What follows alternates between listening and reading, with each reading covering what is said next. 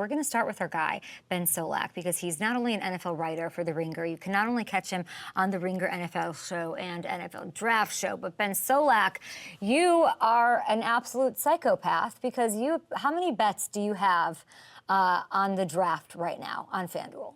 On FanDuel, I've got like 20, somewhere between 20 and 25. What it's kind just of bets? it's a light year for me, to be honest. This is a harder year to bet into because we know a lot less. But I have a lot of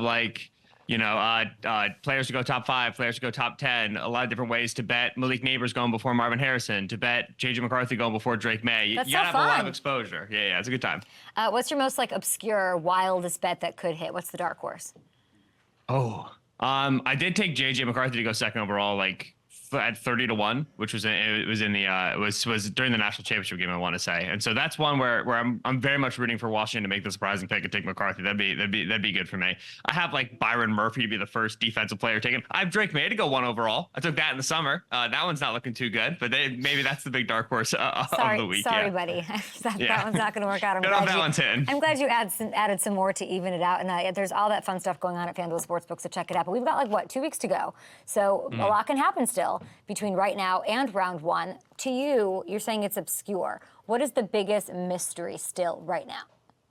I think it's what the Patriots at 3. Obviously the Commanders at 2. We don't know exactly which quarterback they're taking, but there's a leaning that it's Jaden Daniels. And I think that one makes sense. And it's going to be a quarterback. At 3 with the Patriots, it's likely to be a quarterback. They certainly have need there, but they have a new GM in Elliot Wolf. He's not even really the GM, right? They don't have that title. They have a new head coach in Jerod Mayo. They just left the Bill Belichick era. They revitalized their scouting process. We know very little about the brass there in New England, about the way that they want to approach this rebuild. And so taking a quarterback at 3 would not surprise me. Staying at 3 and taking a receiver wouldn't surprise me. Trading out of 3 and then taking a receiver or a quarterback, an offensive lineman later in the draft, none of it would surprise me. 3 with the Patriots is definitely the biggest question mark. Yeah, and I don't know what to make of the Wolf situation. I don't know what to make of the GM. All I know is that the coach is saying, patience, be patient with me. And so that's what fans have to do with that Pat squad.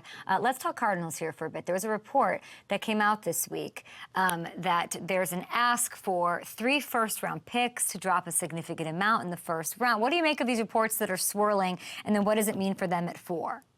Yeah, so I think you're right to ask for 3 first-round picks, right? When the Niners moved up for Trey Lance 12-3. That was the cost of doing business, and we're a year later from that, right? We're with more cap space now, and we're more teams are going to be vying for that pick. And so I think Monti is correct to ask for the world, and then you got to see who's willing to bite, right? The Vikings are probably going to slow play because they think that they have the best offer. Maybe you can get the Broncos involved, the Raiders involved. Maybe you can make the Giants trade up and then trade back again. I think he's right to be really playing the phones and milking that 4th overall pick for all it's worth.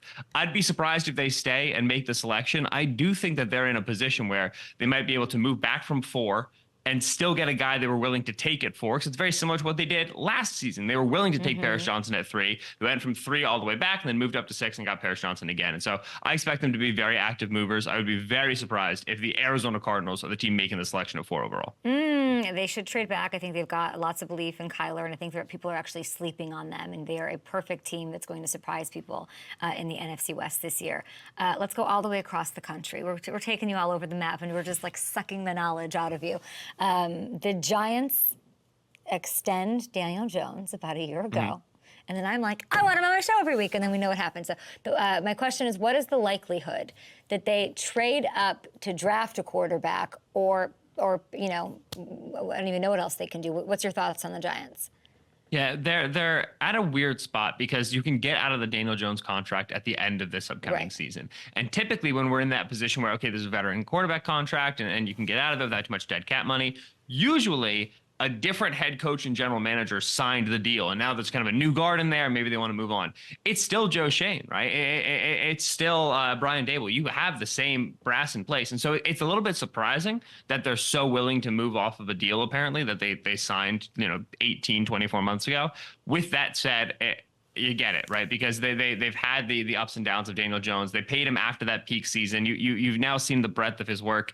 It makes sense that they're in a spot to bring in a young player and then let Daniel Jones bridge them into that young quarterback. Now, taking the guy at 6 overall, That's pricey, right? Now that's really showing that you're ready to move on. I do think that they've done their work on that, and that they're doing their work on call-ups, and maybe see if they're going to stay and take a guy they want to present as a quarterback team. But I do think they're more likely to take that player sometime later in the draft, round 2, round 3. Obviously, they don't have their usual second overall pick because the Brian Burns trade. But I think they're more likely to get the day 2 guy than they are to invest in the top 10 player. But we'll see. They're a bit of a question mark. You don't as think well. they have the stones to move up and take a quarterback?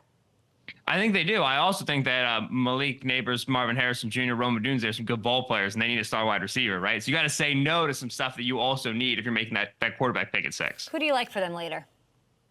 Of the 3 guys who are kind of that tier 2, which is Michael Penix out of Washington, Bo Nix out of Oregon, and then Spencer Rattler out of South Carolina.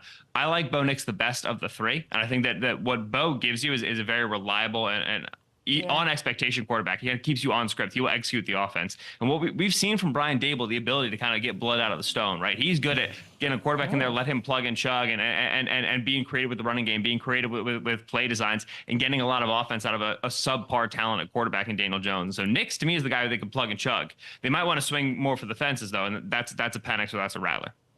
I want Joe Milton to go there. Oh, yeah? Well, big man throw far? I just think if they're not gonna go for it in the first round, get your weapons. And I'd like to see.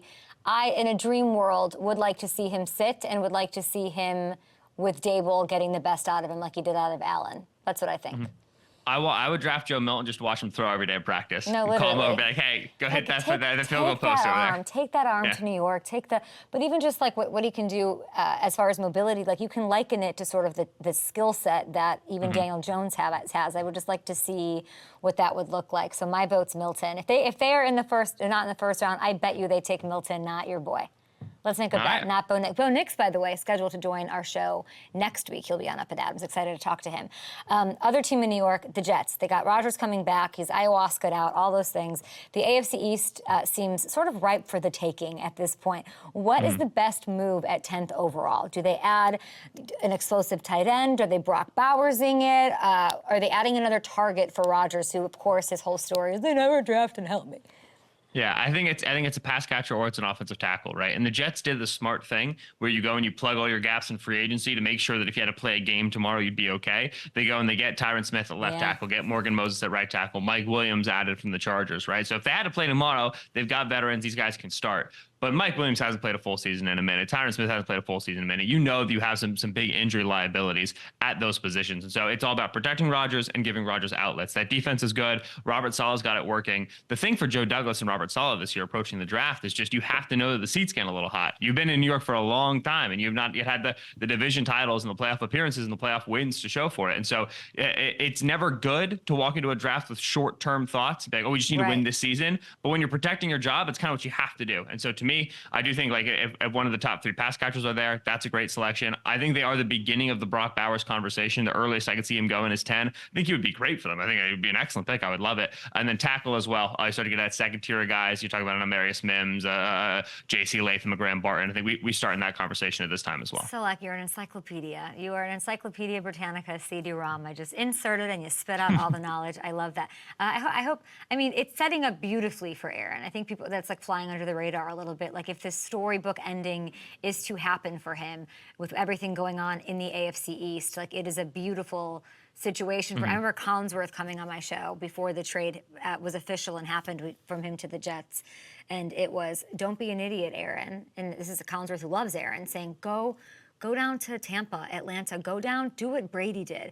Go to a crap division that has a lot of, like in his, whatever, you know what I'm saying? Like, he can get out of it easy. Don't go to the AFC East. And you look, not a year later, it's like, wow, that is the perfect place to go and try to make some noise in the AFC. It's super, super interesting. Of course, they have to tackle with Miami. And I'm not putting the Bills to bed yet, but it's not looking pretty over there. Anything else you want to be sure to get out there before we let you go? We can talk Broncos, Raiders. Any like sleeper you want to give, a bold prediction? Your time. Well, you brought up those Bills. Would not be surprised to see the Bills make the huge trade up for the wide receiver. I do think that they are going to, if you get one of those top 3 falling, and it's expected to be Rome Odunze, that wide receiver out of Washington, he starts to get the 8, he starts to get the 9, he starts to get the 10. I brought Brandon Beane's going to be on the phone, and he's going to be trying to make an enormous move up. You move on from Stephon Diggs because the money is big and because there's been some locker room issues, what have you. You cannot walk into next season throwing the ball to Curtis Samuel and Matt Collins. Can't do it. I like a Khalil Shakir, but we need a wide receiver one in Buffalo if we are going to be the scary team that we've been over the last several years. And so I tell you, if one of those top 3 receivers are falling, do not be surprised if the Bills make as big of a round 1 trade as we've seen in the last few years. So Rome falls, and they grab Rome. At the end, what do they pick, 28? I want to say, yeah, I think they're at 28 right 28. now. Might be 26. They're at 28, and if they trade up to get him, is that sexy? Are we then like, okay, Bills, we're right back in it. Rome Odunze is the #1 wide receiver for Josh Allen.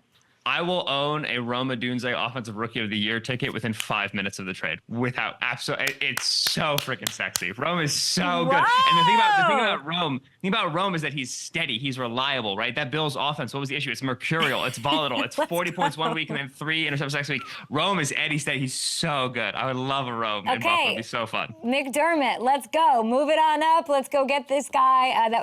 That's actually amazing that you just went off like that. It's insane. Okay, go and check out the Ringer NFL show, the NFL Draft show, and FanDuel's, you're paying my bills. Thank you so much, Ben Solak, an enthusiast when it comes to all things draft, an encyclopedia, and I just learned like 19 different things. I appreciate it, man. Thank you, Kay. Have a good one.